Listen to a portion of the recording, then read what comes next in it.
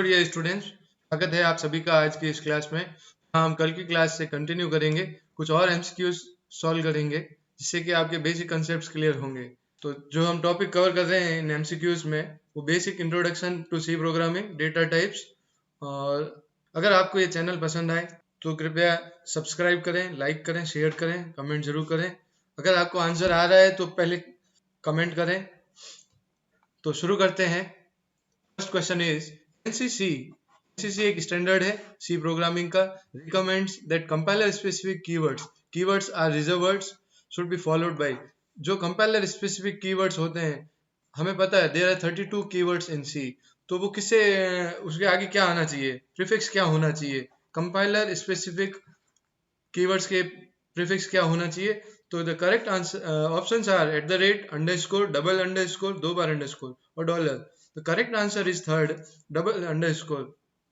जो भी, for example ASM एक कंपाइलर स्पेसिफिक कीवर्ड है, तो ये फॉलोड होना चाहिए, it should be followed by double underscore. Next question is what character combination is used for multiline comments इन सी। देखिए, C99 स्टैंडर्ड के बाद से सी में दोनों प्रकार के कमेंट्स अलाउ है, मल्टी लाइन भी और सिंगल लाइन भी। उससे पहले सी में सिंगल लाइन कमेंट्स अलाउ नहीं होते थे, केवल मल्टी लाइन कमेंट्स ही अलाउ थे। अब बात करते हैं कमेंट्स क्या होता है। कमेंट्स मीन्स वो भाग प्रोग्राम का जो हम प्रोग्रामर जो पढ़ेगा, हम प्रोग्राम के बारे में कुछ इंफॉर्मेशन दे रहे हैं जो केवल प्रोग्रामर के लिए है। वो प्रोग्राम का, आपके वास्तविक प्रोग्राम का, एक्चुअल प्रोग्राम का हिस्सा नहीं है, केवल प्रोग्राम की को समझाने के लिए कि यहाँ पे क्या हो रहा है, एग्जैक्टली ये प्रोग्राम क्या कर रहा है, या पर्टिकुलर कोड ऑफ ब्लॉक किस लिए लिखा, ऐड किया गया है, कब ऐड किया गया, किसके द्वारा चेंजेस किया गया, वो सब एक तरह से डॉक्यूमेंटेशन है। तो उसको कमेंट के रूप में प्रोग्राम में लिखा जाता है। तो सी में दोनों, C99 के बाद से दोनों सपोर्ट है। पहले तो फर्स्ट ऑप्शन इज हैश। क्या हैश कैरेक्टर शुरू में और आखिर में, बीच में कमेंट के वर्ड्स हो सकते हैं, या फिर slash star star slash. Third option is semicolon.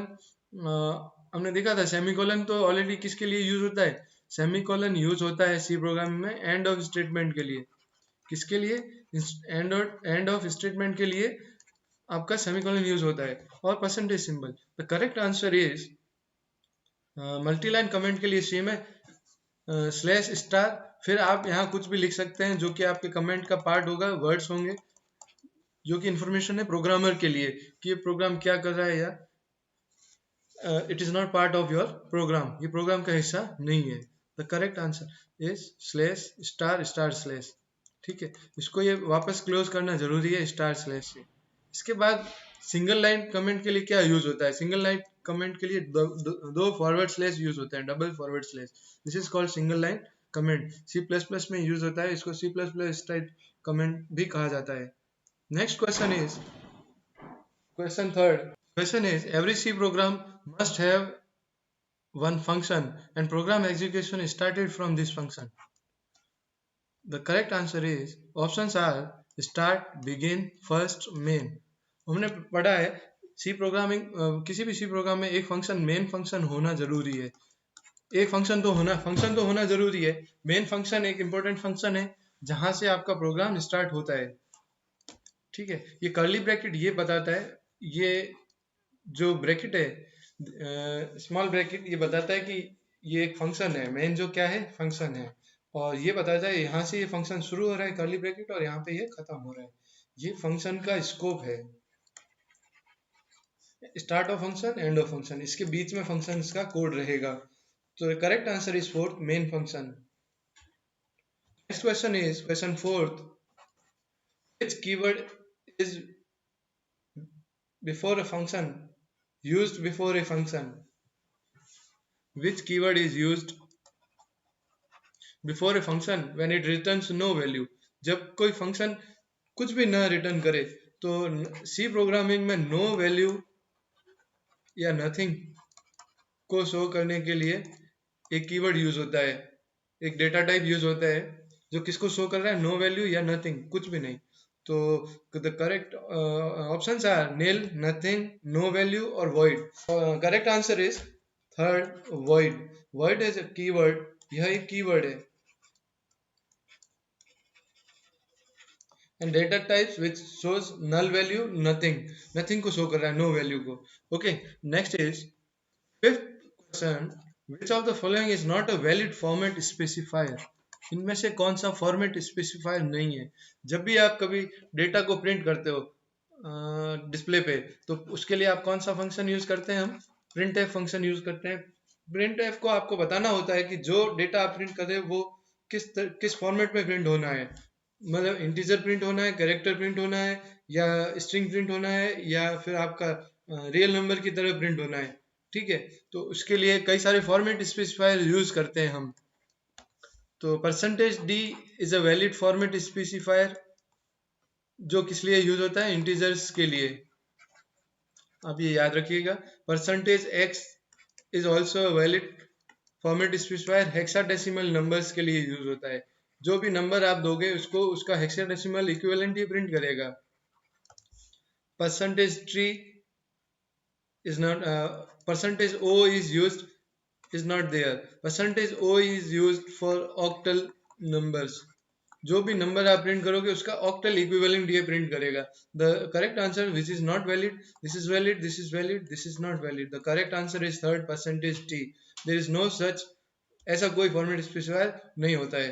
Next question is question से, before going to next question we will see what format specifiers are there. कौन कौन से फॉर्मेट स्पेसिफायर्स सी प्रोग्रामिंग में अवेलेबल है। Percentage c is there.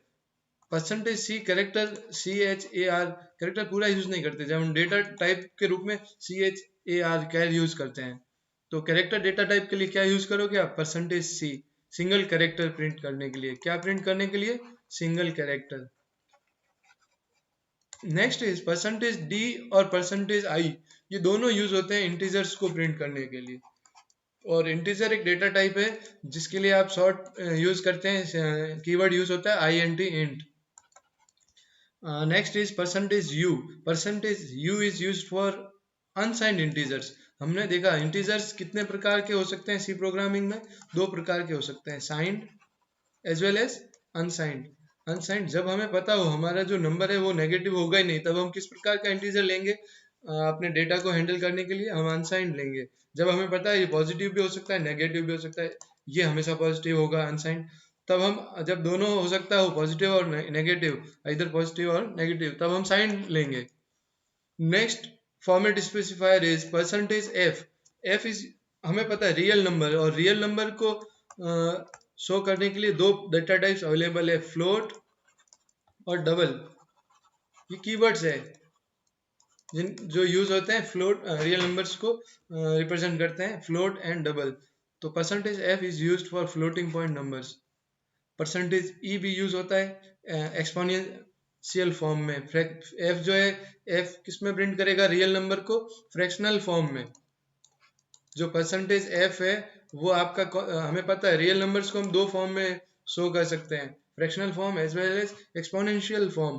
तो जो percentage e या small या परसेंटेज ई कैपिटल, ये यूज होता है एक्सपोनेंशियल फॉर्म के लिए, ये आप याद रखोगे। ठीक है, उसके बाद है percentage o. O stands for octal, तो ये ऑक्टल नंबर्स के लिए यूज होता है। ठीक है, तो अनसाइंड ऑक्टल, ऑक्टल को प्रिंट करेगा ये। और जितने भी ऑक्टल नंबर सी में कैसे डिफरेंट, ये 12 लिखा मैंने, 12 ऑक्टल में क्या होता है, द नंबर ऑफ डिजिट्स होंगे वो 8 होंगे, 0 से लेके 1 2 कहाँ तक, 7 तक, देर विल बी 8 डिजिट्स। अब 12 डेसिमल में भी है, ऑक्टल में भी। अब डिफरेंशिएट कैसे करेगा कंपाइल, कि आपने जो लिखा है ये डेसिमल में लिखा है या ऑक्टल में, तो जो भी ऑक्टल नंबर है वो 0 से प्रीफिक्स क्या लगाया जाता है उनके आगे, are followed by, octal numbers are followed by 0, 0 उनके आगे होना जरूरी है। उससे पता चलेगा जो नंबर हमने लिखा है वो ऑक्टल है। अगर 0 नहीं लिखा, सिंपल ऐसे 12 लिखा है, तो ये डेसिमल कंसिडर होगा, ये ऑक्टल नंबर है। सी प्रोग्रामिंग में डिफरेंशिएट करने के लिए ये यूज होता है। Percentage x, percentage x is used for hexadecimal numbers. So percentage x is used for hexadecimal numbers. It will print whatever number you give, इसको ये hexadecimal form में print करेगा. Okay. Then percentage s is used to print string. String is what? String is group of character. Suppose apple. So there are 1, 2, 3, 4, 5 characters are there, A, P, P, L, E. So apple will be considered as a string. Character को तो हम single quote में लिखते हैं, पर string को जो लिखा जाता है वो डबल कोट्स में लिखा जाता है, ये चीज़ ध्यान रखना। तो स्ट्रिंग को प्रिंट करने के लिए परसेंटेज एस यूज होता है। और उसके बाद है percentage P. Percentage P memory address को प्रिंट करने के लिए काम आता है, ये याद रखना। और परसेंटेज एल डी यूज होता है लॉन्ग इंटीजर को, डी इंटीजर को, L stands for long, so percentage L D is use for. तो these are called format specifiers. ये सब फॉर्मेट स्पेसिफायर है, किस प्रकार से डेटा को आपको प्रिंट करना है उसके लिए यूज होता है। Next is question is 6, question number 6, which header file. Header file हम कब इंक्लूड करते हैं? जब हम कोई लाइब्रेरी फंक्शन यूज करते हैं तो उस फंक्शन का जो प्रोटोटाइप है, डिक्लेरेशन, डेफिनेशन है उस फंक्शन की, वो कहाँ पर है, फंक्शन डिक्लेरेशन, तो उसको ऐड करना पड़ेगा, अदरवाइज वो फंक्शन हम काम नहीं ले सकते, एरर जनरेट होगा। Should be included in a C program. किस हेडर फाइल को सी प्रोग्राम में इंक्लूड करना जरूरी है? To use standard input output. Standard input output library function को यूज करना है। आपको पता होना चाहिए स्टैंडर्ड इनपुट डिवाइस कौन सा है। Standard input device is keyboard. Keyboard is called standard input device. और स्टैंडर्ड आउटपुट डिवाइस कौन सा है आपका? Standard output device is display. जो आपका डिस्प्ले है वो आपका स्टैंडर्ड आउटपुट डिवाइस है, जहां पर आप आउटपुट को देखते हैं, फाइनल रिजल्ट्स को देखेंगे। Okay, so which file is used? Con io.h, stdlib.h. The third option is stdio.h, stdinout.h. So the correct answer is third, standard input stdio. std stands for standard, I stands for input, and O stands for output. So the correct answer is stdio.h. इसका उपयोग आप लगभग हर सी program में होगा, क्योंकि हर programme में कोई न कोई इनपुट लेना ही होगा, या फिर इनपुट नहीं भी लें तो हमें कोई प्रोग्राम कुछ तो रिजल्ट डिस्प्ले करेगा, कुछ तो शो करेगा। तो stdio फाइल, हेडर फाइल हम यूज करेंगे ही करेंगे। Next question is which of the following prototype for main function is valid function prototype. Function prototype ये बताता है कि कोई फंक्शन है, मान लो आपका, वो क्या रिटर्न करेगा और क्या वो इनपुट लेगा। जो इनपुट लेगा वो तो इस ब्रैकेट, फंक्शन के आगे ब्रैकेट होता है, ये ध्यान रखना। अगर वो किसी के आगे ब्रैकेट है तो वो एक फंक्शन है। फंक्शन इनपुट पैरामीटर्स ले सकता है, और वो कहाँ स्पेसिफाई करते हैं हम, इस ब्रैकेट में। और फंक्शन कोई न कोई वैल्यू रिटर्न करेगा, वो कहाँ स्पेसिफाई करते हैं, प्रोटोटाइप में, फंक्शन के नाम से पहले। और यहाँ फंक्शन का ये रिटर्न टाइप होता है कि फंक्शन किस तरह की वैल्यू रिटर्न करेगा। यहाँ आपका कैर हो सकता है, इंटीजर हो सकता है, फ्लोट हो सकता है रियल नंबर्स के लिए, या फिर डबल हो सकता है रियल नंबर्स के लिए, ठीक है। और फंक्शन नेम है ये आपका फंक्शन नेम है। और यहाँ ये इनपुट पैरामीटर्स फंक्शन। तो फंक्शन एक तरह से आप कह सकते हो कोई फंक्शन कुछ ना कुछ इनपुट लेगा और कुछ आउटपुट देगा, रिटर्न करेगा वैल्यू, ठीक है। तो इनपुट पैरामीटर्स को आप कहाँ स्पेसिफाई करते हो, इस ब्रैकेट के अंदर। तो मेन एक फंक्शन है, क्योंकि, ठीक है। और तो इनमें से कौन सा है जो वैलिड है, फंक्शन प्रोटोटाइप। तो मेन वैलिड है, इसके आगे कुछ लिखा नहीं है। जब कुछ नहीं लिखते हैं तो बाय डिफॉल्ट वो ये एज्यूम करता है कि वो क्या रिटर्न करेगा, इंटीजर रिटर्न करेगा। ये चीज आपको ध्यान रखनी है। कई बार हो सकता है ऐसे ये क्वेश्चन भी पूछा जाए कि बाय डिफॉल्ट मेन क्या रिटर्न एज्यूम, कौन सा वैल्यू रिटर्न करेगा। अगर कुछ भी नहीं लिखा है तो क्या रिटर्न करेगा, इंटीजर रिटर्न करेगा। तो first one is valid. Second one में लिखा है, स्पेसिफाई कर दिया कि इंटीजर रिटर्न करेगा, ठीक है।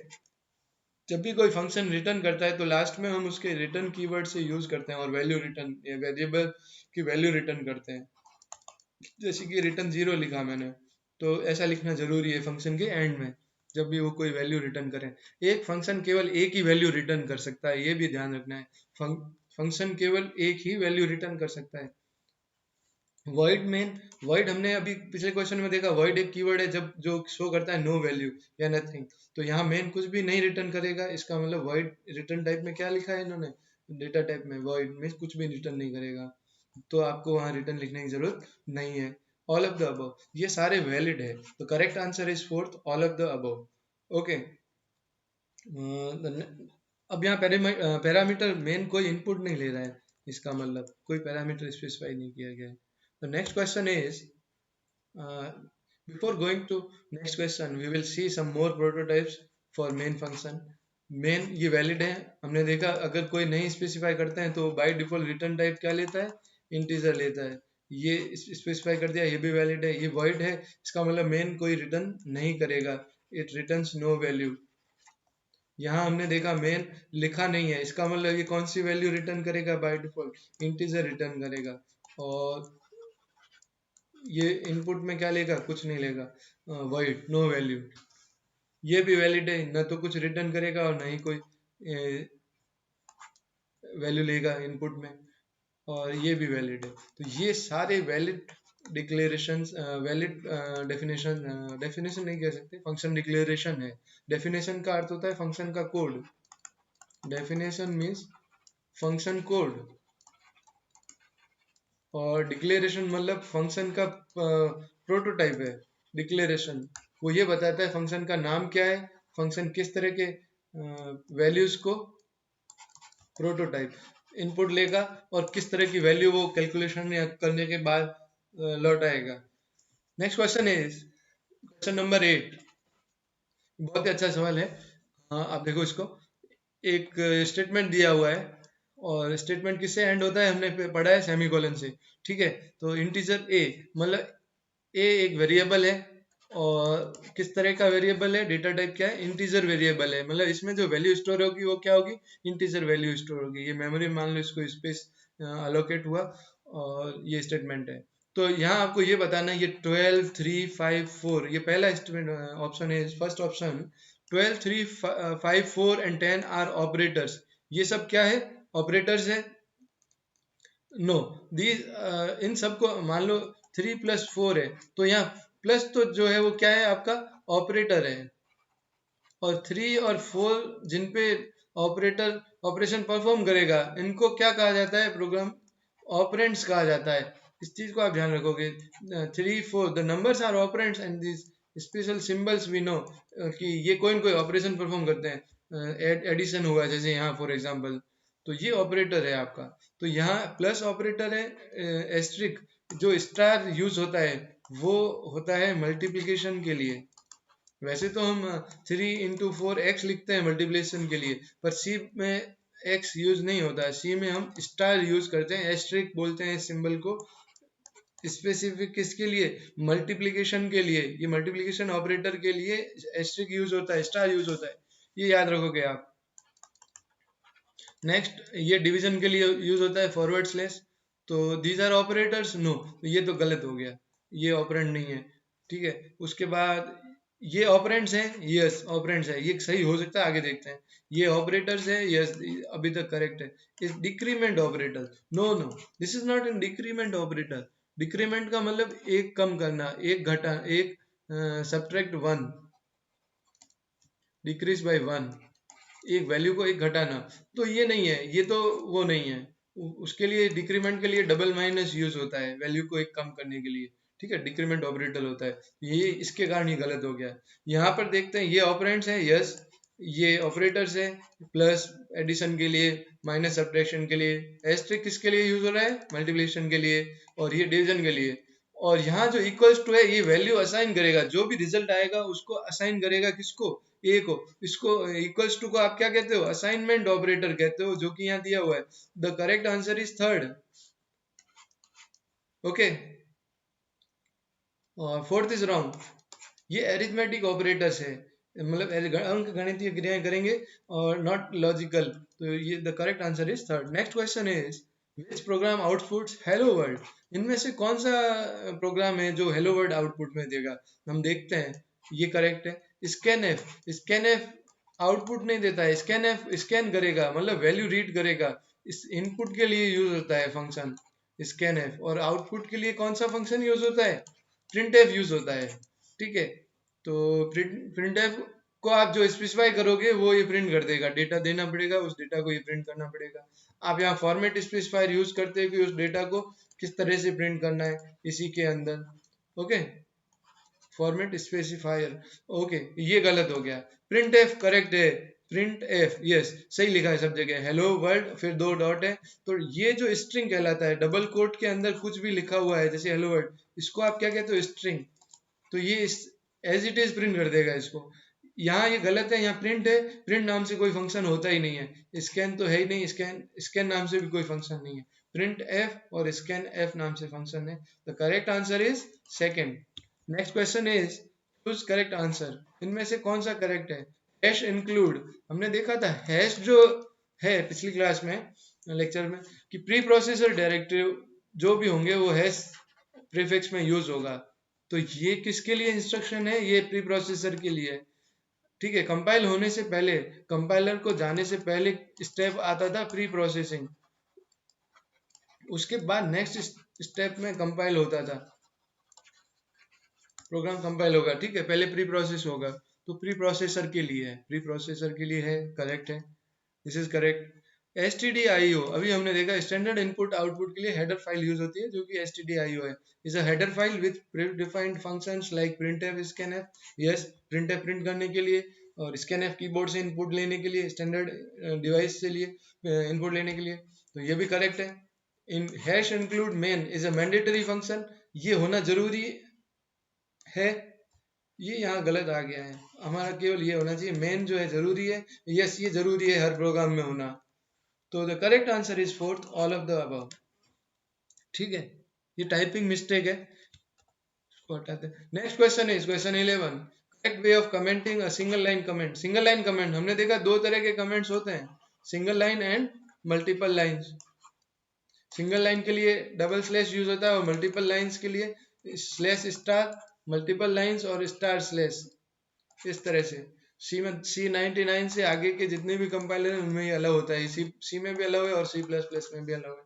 तो करेक्ट आंसर इज, हमें पूछा गया है सिंगल लाइन के लिए, तो ये तो है नहीं क्योंकि ये स्लैश स्टार ये गलत हो गया, ये है डबल स्लैश जो कि किसके लिए होता है, single line comment. The correct answer is this one, ये नहीं है, ये मल्टी लाइन कमेंट है, ये भी नहीं है। The correct answer is second. Types of integers are, integer कई प्रकार के हो सकते हैं सी प्रोग्रामिंग में, हमने देखा। ठीक है, साइंड अनसाइंड तो हो ही सकते हैं।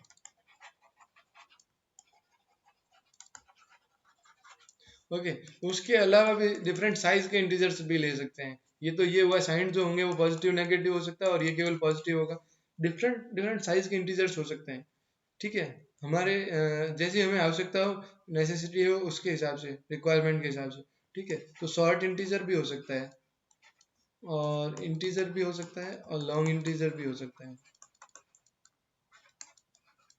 ठीक है, तो ये सारे वैलिड है, शॉर्ट भी होता है, इंटीजर भी होता है, लॉन्ग भी। The correct answer is fourth, all of the above. Next question is real numbers जो है वो सी में कौन कौन से होते हैं, टाइप्स क्या टाइप्स होते हैं, types of real number, data types use for real numbers. यहाँ हम एक बार डेटा टाइप्स को देख लेते हैं कि कौन कौन से डेटा टाइप्स किसके लिए यूज होते हैं। तो CHAR डेटा टाइप है, कैरेक्टर्स के लिए यूज होता है। INT डेटा टाइप है, इंटीजर्स के लिए। और रियल नंबर के लिए दो डेटा टाइप है, एक को फ्लोट और एक है डबल, जो किसके लिए यूज होते हैं, रियल नंबर्स के लिए। ठीक है, तो करेक्ट आंसर क्या होगा, और लॉन्ग है, लॉन्ग डबल भी है, वैलिड है। ठीक है, फ्लोट जो होता है आपका 4 बाइट का होता है, डबल जो होता है 8 बाइट का, लॉन्ग डबल जो होता है कितने बाइट्स का होता है, 10 बाइट का। तो all are valid real numbers, data types और real numbers. Okay, real number को रिप्रेजेंट करने के लिए ये डेटा टाइप यूज होते हैं, लॉन्ग डबल भी होता है। All these are correct, the correct answer is fourth, all of the above. Next question is signed and unsigned representation is available for. Signed और अनसाइंड क्या हो सकता है, ये केवल और केवल इंटीजर के लिए है, ये याद रखना। साइंड अनसाइंड इंटीजर हो सकते हैं, कैरेक्टर भी हो सकता है वैसे हैं, कैरेक्टर भी अनसाइंड और साइंड। अब आप पूछोगे कि कैरेक्टर कैसे अनसाइंड अनसाइंड हो सकता है, तो कैरेक्टर वैसे तो बाइनरी कोड एक नंबर से रिप्रेजेंट होता है, तो इसलिए ये भी साइंड भी हो सकता है और अनसाइंड भी हो सकता है। ठीक है, अनसाइंड होगा तो रेंज ज्यादा होगी, पूरे 8 बिट है तो 2 की घात 8 मतलब आपके पास 256 अक्षर होंगे, और यहाँ 7 एक बिट साइन के लिए चला जाएगा। 8 एक बाइट का होता है, हमें पता है। कैरेक्टर जो होता है वो कितने बाइट का होता है? 1 बाइट का। तो यहाँ आपके पास 1 बाइट तो साइन बिट हो गई, ये लेफ्ट मोस्ट बिट क्या हो गई? ये साइन बिट हो गई। तो बचे कितने आपके पास? 7 बिट बचे। तो 2⁻7 कितना हो गया आपका? 128। इस स्थिति में आपके पास जो कैरेक्टर्स होंगे वो कितने होंगे? 128। कैरेक्टर्स आधे हो जाएंगे जिनको आप रिप्रेजेंट कर सकते हो यहाँ, क्योंकि जीरो से लेके ही रिप्रेजेंट करोगे आप। नेगेटिव में कैरेक्टर रिप्रेजेंट नहीं होते नेगेटिव कोड से, ठीक है, आस्काई कोड में। तो 0 से 128। तो यहाँ हम देखते हैं रियल नंबर्स के लिए साइंड और अनसाइंड यूज नहीं होता है। शॉर्ट हो सकता है, इंटीजर हो सकता है, लॉन्ग कैरेक्टर, इनके लिए अनसाइंड यूज हो सकता है, इनके लिए नहीं। तो करेक्ट आंसर कौन सा हो गया? The first one. Next question is range of signed char. अब देखो यहाँ कैरेक्टर आ गया, हमने कहा कैरेक्टर, कैरेक्टर कितने बाइट का होता है? अभी हमने देखा कैरेक्टर जो होता है 1 बाइट का होता है। 1 बाइट मीन्स आपके बिट्स की संख्या कितनी हो गई? 8 बिट्स, ठीक है। और यहाँ बात करते हैं पहले साइंड की, ठीक है। साइंड की है 0 1 2 और लास्ट में क्या होगा? 7, ठीक है। ये बिट यूज होगा जो मोस्ट एमएसबी है, ये एज ए के क्या यूज होगा? अगर साइंड बात कर रहे हैं साइंड कैरेक्टर की, तो ये साइन बिट कहलाएगा, ठीक है। ये साइन को रिप्रेजेंट करेगा, और जब जीरो होता है तो जीरो, जीरो मीन्स पॉजिटिव, और वन, ये भी क्वेश्चन पूछा जा सकता है कि पॉजिटिव को व्यक्त करने के लिए जीरो यूज किया जाता है या वन यूज किया जाता है। तो पॉजिटिव को यूज रिप्रेजेंट करने के लिए जीरो यूज किया जाता है, और वन मीन्स नेगेटिव। देखो जीरो का होना ना होना, 0 5 लिखो या 5 लिखो, दोनों एक ही है। तो जीरो के होने ना होने से कोई फर्क नहीं पड़ता। इसी तरह से आप किसी साइन के आगे प्लस लगाओ या ना लगाओ, तब भी वो पॉजिटिव होगा। इस तरह से आप याद रख सकते हो कि जीरो जो है वो पॉजिटिव को शो करता है। बचे कितने बिट आपके पास? 7 बिट बचे, ठीक है। और तो मैक्सिमम वैल्यू क्या होगी? मान लो ये मैं कंसिडर करता हूँ ये जीरो है फर्स्ट केस पॉजिटिव नंबर्स में। तो 2 की घात 7, आपके पास कितने कोड्स होंगे? 128 कोड्स होंगे। 2 2 2 7 128। अब हम जीरो को रिप्रेजेंट करते हैं, शुरू जीरो से शुरू करते हैं अगर, तो आपकी जो मैक्सिमम वैल्यू होगी वो क्या होगी? 128 है कोड्स, तो आप लास्ट कोड किसको दोगे? 127 को दे पाओगे। तो पॉजिटिव रेंज तो ये हो गई। और नेगेटिव में सारे के सारे अवेलेबल है, 128 के 128, क्योंकि नेगेटिव में जीरो को आप पॉजिटिव साइड में कंसिडर करते हो, तो इस तरफ आपका -128 तक जाएगा। तो जो -128 से +127 है वो सही है। तो देखें तो ये एक ही ऑप्शन है जहाँ पे -128 से +1, बाकी में तो है ही नहीं। तो ये सारे ऑप्शन आउट हो जाते हैं, तो आपको दूसरा चेक करने की जरूरत ही नहीं है, ठीक है। अनसाइंड कैर में क्या होगा? आपको साइन नहीं होगा। तो जो 8 के 8 बिट है, 2⁸8 जो क्या होता है? 256। तो 256 कोड्स होंगे आपके पास। तो जो रेंज हो जाएगी वो क्या हो जाएगी? जीरो से लेके 255 तक, क्योंकि आपने काउंट कहाँ से शुरू किया? जीरो से। तो 256 लास्ट जो नंबर होगा जिसको आप कोड दोगे वो 255 होगा, 255 होगा। Okay, the first one is the correct answer. Next question is question 16, range for signed integer. अब साइंड इंटीजर की बात करते हैं। इंटीजर नॉर्मली कितने बाइट का होगा? 2 बाइट का होगा, यहाँ देखा जाए तो है। तो 2 बाइट मीन 16 बिट्स हो गए आपके पास। अब साइंड है, साइंड है तो जो लेफ्ट मोस्ट बिट हो गई, 1 बिट चली गई, जो ये लास्ट बिट थी एमएसबी, इस तरफ लेफ्ट साइड में, ठीक है। ये तो साइन बिट हो गई। अब बचे बाकी आपके पास कितने बिट्स बचे? 15। तो 2⁻15 जो होता है आपका क्या होता है? 32,768। ओके, ये वैल्यू होती है 2⁻15 की। अब रेंज क्या होगी आप ये बताओ मुझे। देखो पॉजिटिव साइड में आप जीरो से लेके 32,768 है, तो आप वहां तक नहीं जाओगे। आप कहाँ तक जाओगे? 67 तक, क्योंकि आपने शुरू कहाँ से किया? जीरो से शुरू किया। और नेगेटिव साइड में आपके पूरे पूरे तक जाओगे 32,768 तक। तो ये रेंज कहाँ है वो करेक्ट है? तो ये यहाँ है, देखो 32,768 और 32,767। तो और बाकी किसी में ऐसा है ही नहीं, तो सीधा हो गया कि यही आंसर है। बाकी तो पहला दूसरा चेक करने की जरूरत ही नहीं है, ये आउट ही हो गए, ऑप्शन आउट हो गए। आपका क्या ये चेक कर सकते हो आप, क्योंकि इसमें सारे ही नंबर होंगे। तो 2⁻16 जो होता है आपका 65,536 होता है, 65,536। तो जीरो से शुरू करोगे तो रेंज क्या होगी? एक कम हो जाएगी इससे, तो जीरो से शुरू होके 35 तक जाएगा ये। तो the second option is the correct answer. Next question is question 17, 17 float double long double in bytes are, कितने में साइज क्या होती है इनकी? फ्लोट की हमने देखा अभी 4 बाइट, डबल की होती है 8 और लॉन्ग डबल की होगी 10। The correct answer is second one is the correct answer. Next question is range of float variable. ये थोड़ा आप याद रखिए इसको, इसमें जो आप ऐसे याद रखिए 34 और 38, जो एक्सपोनेंट के बाद जो नंबर आएगा वो ये आएगा, और ये 34 नहीं, एग्जैक्ट -3.4 होता है, ठीक है। 34 38 याद रखने में आसान होगा, 3438। ओके, तो correct answer is fourth one, -3.4 into e to the power 38 और प्लस 3.4 E38। तो ये जो रेंज है आपकी फ्लोट वेरिएबल की है, ये आपको थोड़ा याद रखना पड़ेगा। Next is which operator gives the size of specified data type और वेरिएबल। एक ऑपरेटर है पर्टिकुलर जो क्या करता है, जो भी आप उसको वेरिएबल दोगे या जो भी डेटा टाइप आप उसको दोगे उसकी ये साइज रिटर्न करेगा। साइज किस में? बाइट्स में, कितने बाइट्स का है वो। तो the correct options are size, size of, get size, size of. यहाँ वो बड़ा कर रखा है, ये ध्यान रखना। Correct answer is size of.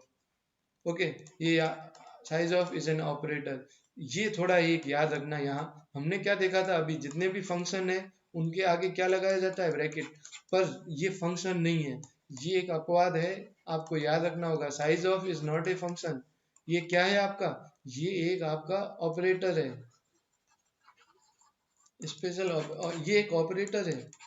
ये चीज आपको ध्यान रखनी होगी, it is not a function. Next is what is sort. हमने देखा सॉर्ट क्या है। सॉर्ट हम डेटा टाइप ले सकते हैं, इंटीजर दो तरह का हो सकता है, हमने देखा, एक शॉर्ट और एक लॉन्ग, ठीक है। Short is a qualifier, short जो क्या है, क्वालिफायर है, डेटा टाइप नहीं है। इनको आप क्या कहते हो? क्वालिफायर कहा जाता है इनको। ओके, ये थोड़ी याद रखना। Integer is the basic data type, primary data types, और जो शॉर्ट है वो एक क्वालिफायर है। The correct answer is first one. दोनों का पूछा था, देखो केवल शॉर्ट का पूछते तो आंसर क्या होता? क्वालिफायर। पर यहाँ शॉर्ट इंट क्या है ये पूछा गया था। शॉर्ट इंट, शॉर्ट तो क्वालिफायर है, और आईएनटी जो इंट है वो एक डेटा टाइप है जो इंटीजर को व्यक्त करता है, रिप्रेजेंट करता है, ठीक है। तो correct answer is first one. Thank you students, thank you for watching. अगर आपको ये वीडियो पसंद आया तो लाइक करें, सब्सक्राइब करें और ज़्यादा से ज़्यादा शेयर करें। आप डिस्क्रिप्शन में दिए गए लिंक से हमारे टेलीग्राम ग्रुप से जुड़ सकते हैं। थैंक यू फॉर वॉचिंग, मिलते हैं अगली क्लास में, तब तक के लिए धन्यवाद।